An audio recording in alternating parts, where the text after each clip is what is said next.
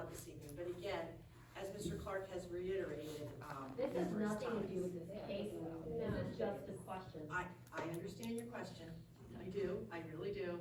Again, I will defer to Mr. Clark for a comment. And I think it has been, the township supervisors have been consistent over the years of not interfering, questioning, or commenting on the way the police department chooses to run their department when it comes to certain situations.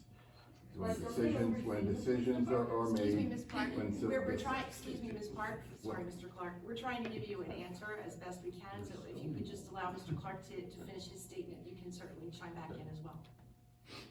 And the chief and his staff made what they believed were the correct decisions, and I don't believe the board has questioned those decisions.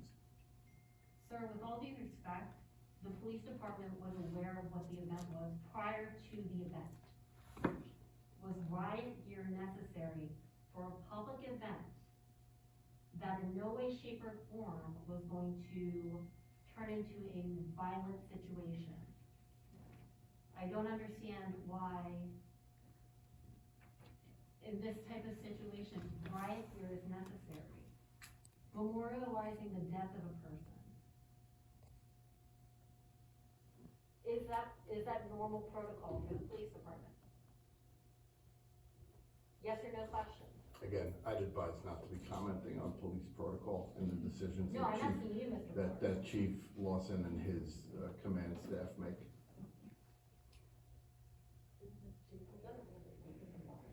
So is the case closed? The coroner has determined that it was a suicide.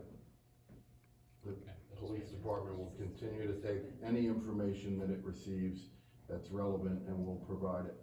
As we indicated back in June, we asked the family's attorney for information.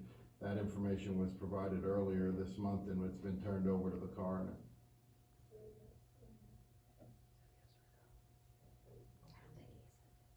If you'd like to make, can you please state your name for the record and whether or not you're a resident of the township? Thank My you. name's Heather Malton and I live in the next township over, but I've been watching the situation.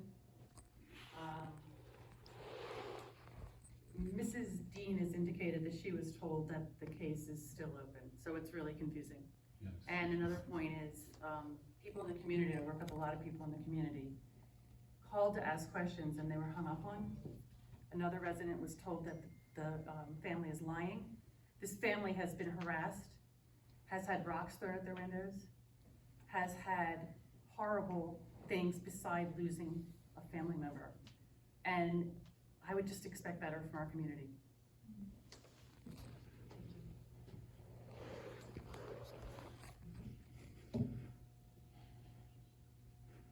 Are there any further comments from the public? We have somebody with a raised hand. Yes, we do have somebody in the virtual audience.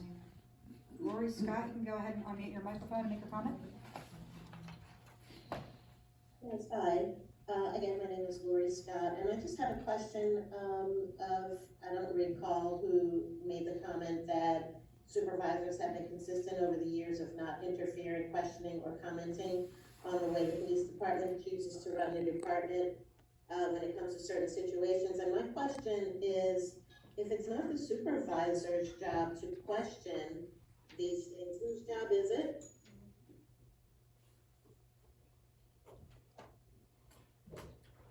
Thank you, The Ms. Scott. supervisors don't interfere with tactical decisions made by the chief and his command staff.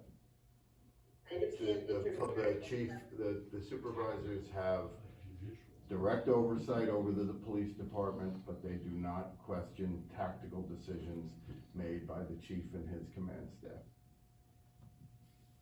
Am I still being heard? Yes. Yeah, Yes. I hear you. Then who does?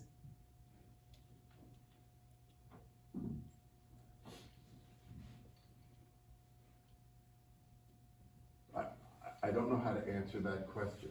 The supervisors don't get involved in tactical decisions being made by the chief of police. He is the chief law enforcement officer of the township. Tactical decisions made by him and his command staff are not questioned by the supervisors. even if the supervisors have a question about it, they don't ask it? If it seems odd to the supervisors, are you saying that no one says anything because he holds the job of chief of police? If you all are the governing body that oversees the police, then it seems to me, as with any boss or supervisory position, that you have a right to ask a question of your people who are under you. Is that not correct? Ms. Scott, I would say that as a board, as a member of the Board of Supervisors, at any point in time, if we have questions that we need an answer to in relation to a specific instance, we could certainly reach out to the chief. But I think what Mr. Clark, our solicitor, is alluding to is that we don't engage on a day-to-day operation of the tactical decisions of the force. If there's something that comes out that we have a question, clearly, I can call him at any point in time. He's available on weekends. We've spoken before. In terms of the actual day-to-day activity and tactical police force and what they do and how they pull somebody over, unless it's something outrageously egregious, which we've asked questions of. I mean, we just don't, it's not in our bailiwick to understand the law. I've not been trained as a police officer. We certainly ask questions and he is incumbent upon answering them, yes. But in terms of tactical decisions, no, I didn't go to a police academy. He is resident expert.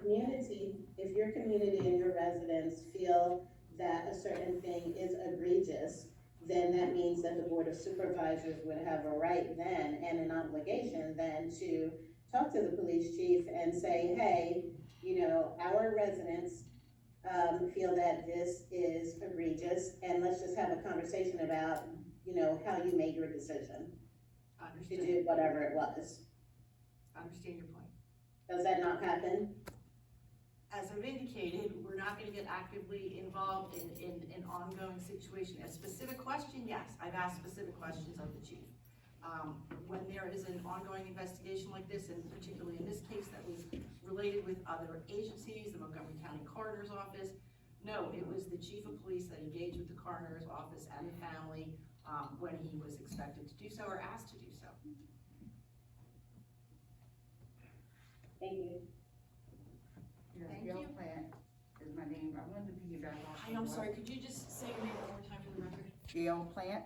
Thank you. I wanted to piggyback off of what Ms. Scott just said. So in essence, what I'm hearing you say is that the chief is not held accountable to anyone. And so everybody has to be held accountable to somebody. Most of us have had jobs in our lifetime. And so therefore you're held accountable to somebody. So like she said, if it's not the supervisor, then who is he held accountable to? That's the question. So if it's not you, and we're coming here addressing the community issues, because our thought and our understanding of the process is that that's who he's being held accountable to. If it's not you, then who? Because then we can go to that person. Understood. Thank you, Ms. Knapp. The police chief is held accountable by the Board of Supervisors. He reports to the manager and he reports to the Board of Supervisors.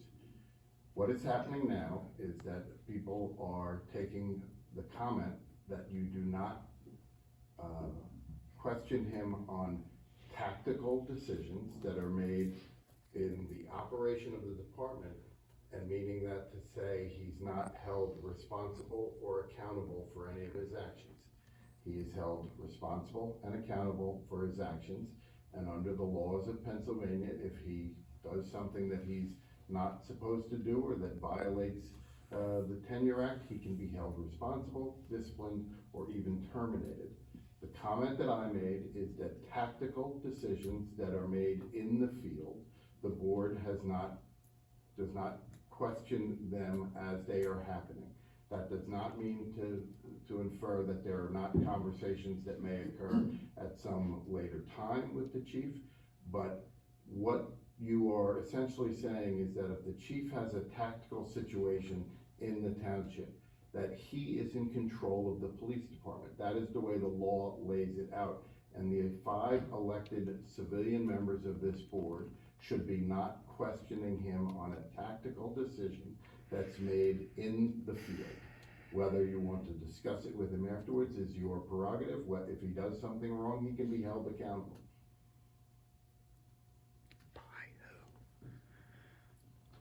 any further questions from the public this evening? Trisha, hi.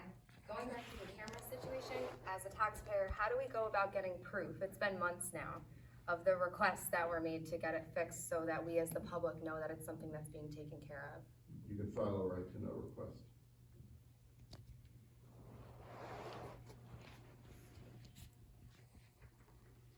John Grant, so you're saying that the information that the police department has investigated and collected is secret? That it, like, for instance, for example, people would hire a private investigator, would that information be shared? This is exactly what we were trying to avoid. If people have comments, they can make comments. The questioning right now is going well beyond what we said initially was appropriate for this setting. Who do we ask? I don't think anything's been asked directly about the investigation. We're just asking about procedures and who reports to And who. We haven't safety. asked for any specifics about the investigation. Just your general This is an protocols. opportunity for public comment. Your comments Yes, on it. we are here to comment.